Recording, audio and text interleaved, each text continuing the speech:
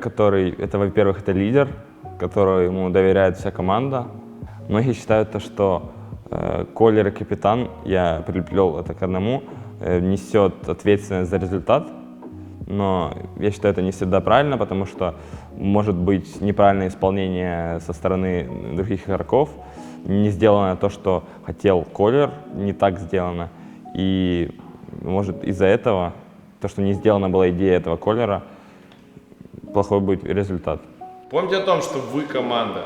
Каждый из вас делает что-то для результата. Если вы не команда, то начинаются чудеса. Я сделал больше, он сделал меньше.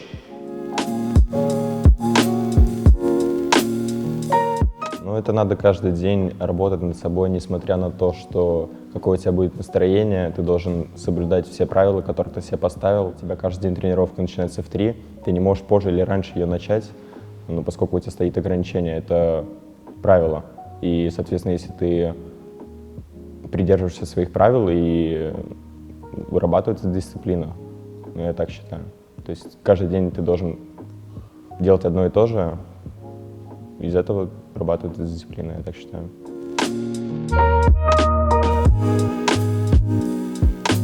В первую очередь, я считаю, что надо сделать разминку рук. Дальше смена ролей, как-то морально подготовиться, пострелять много ботов и погнали. В любом случае, каждый раз, когда вы садитесь тренироваться, вы должны помнить о той цели, которую вы себе поставили. На 3 месяца, на год, дальше там. В зависимости от того, как вы ставите цели, будет зависеть, что вы будете делать. Это всегда так, без исключения. То есть в момент, когда вы ставите себе цель, вы подчиняете все свои действия достижению этой цели. Только так и никак по-другому.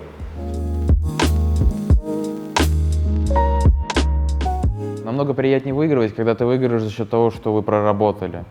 Вот тогда эта победа, она очень приятная. А когда ты выиграл непонятно за счет чего, просто потому что там повезло или это, то это можно не назвать победой. Потому что в тренировке главная цель – оттренировать то, что мы проработали, а не выиграть. Да, помните, для того, чтобы решить конфликт, очень важно сесть и договориться. Всегда. Что до тех пор, пока вы не договоритесь, будет конфликт. Но он хотя бы не будет длящийся. Но в первую очередь нужно правильно подходить к этому вопросу. Во-первых, во время игры вообще не стоит ему что-то говорить, что он делает не так. Скорее тут надо спросить, нужна ли ему помощь или какой-то совет, спросить, чего у них там не получается, например, там, и так далее. Вот, нужно делать это все аккуратно, чтобы, в правильном тоне, потому что во время игры я вообще, в принципе, то есть не фанат того, чтобы что-то говорить кому-то во время игры, все разбирается после игры, там уже на разборе, да, там на видеозаписях, на демках и так дальше. Но вот если во время игры что-то какая-то типа такая критическая ситуация, то надо ставить паузу и аккуратненько спрашивать, что у вас там не получается, если что, дать какой-то совет, если ему это нужно. Если они знают, что делать, типа, никакой помощи не нужно. Давать информацию по фактам, только то, что видишь в игре, не быть токсиком, понятно, и все ошибки, которые есть, главное разбирать после игры, а не во время.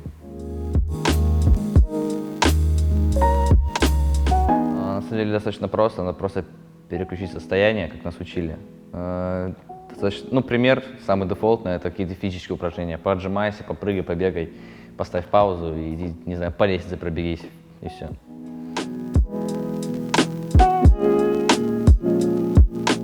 Не знаю, надо как-то проще к этому относиться, мне кажется, как я делаю. То есть я тоже волнуюсь всегда перед камерой, но я стараюсь как-то вести себя не то что спокойно, а просто раскрепощенно.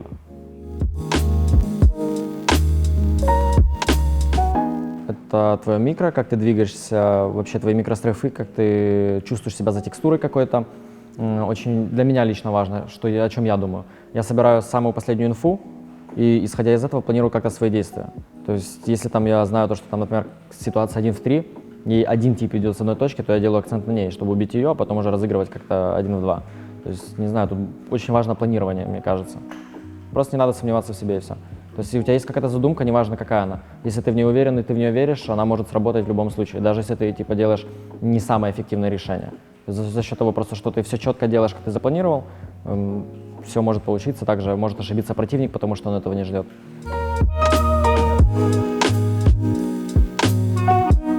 Свою роль в игре найти достаточно сложно из-за практики, потому что очень много нужно практиковаться, допустим, играть фейсы Т5, Х5, чтобы определиться, допустим, тебе легче играть с ВП или опорника. Я, допустим, не знаю, я несознательно нашел свою роль, то есть я не осознавал, на какой роли я играю, просто играл. АВП — это в игре чуть ли не самое легкое оружие, с которым можно убивать. Но у него есть одна такая тема, что нужно уметь перемещаться с ним по карте.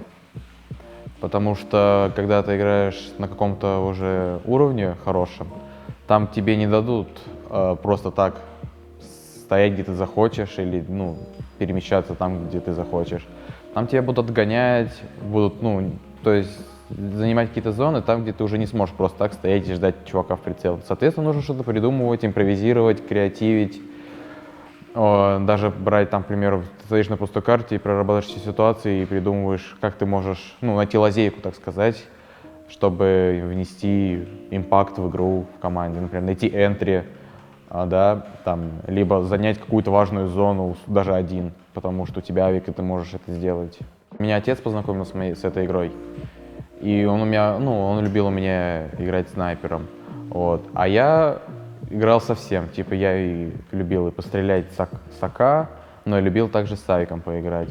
А в один момент, когда я начал играть в командах, так случилось, что я все-таки захотел попробовать себя снайпером, так как мне считалось, что эта роль приносит много импакта в игру.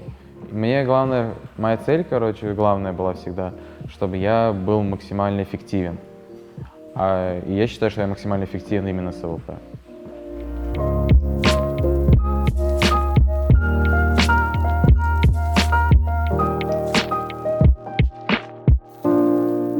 Ваша задача выполнять свою функцию. Да, может быть, она не настолько проявлена в виде реальных показателей, в виде счета. Но при этом вы можете делать другую работу, которая очень сильно бустит вашу команду, делает вашу игру лучше, четче, увереннее.